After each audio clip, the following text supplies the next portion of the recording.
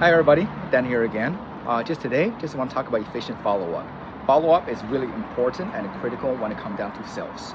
No matter in the car sales, real estate sales, any kind of sales you do, follow-up is really critical and is needed. Efficient follow-up requires two things, and the best combination is the time and the quality. Time, we're talking about the timing. We need to be short, sweet, and in a timely manner. Now, with the quality-wise, we also need to be sweet to the point and make sure that we have a goal, need to achieve what we want to achieve. Now, it sounds something like this. For example, I was like, hey, Bob, this is Dan from ABC Motor here.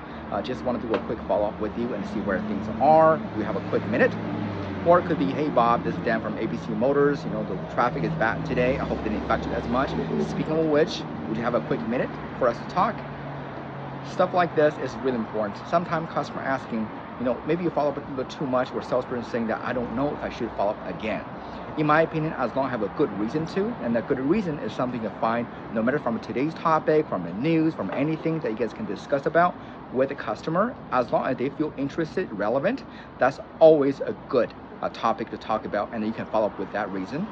Now, that you need to link into your focus, which is the goal to extend or push forward the sales process, which is the customer not here, you will try to bring them over here, have an appointment, and then in that regard, you can have a sales in person. So give everybody an example. For example, yesterday, the weather report says 26. I wear a suit. I was like, hey, it's fine because weather-wise, probably appropriate to wear a suit.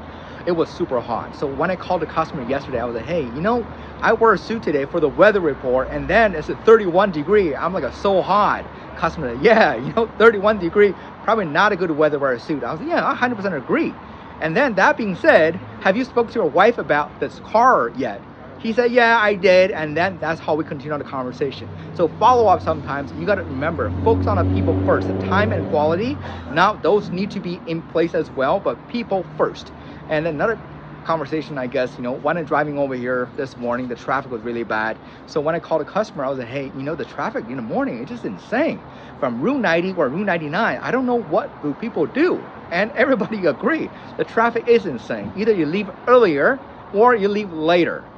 And then from there, I would say, hey, speaking of which, have you given more thought about this vehicle and for the incentive we have in a timely manner? He said, yeah, I have. So from there, you can extend the grading or the follow-up to the core message, which is to follow up and see where sales step is and go from there. Hey guys, I hope this video helped.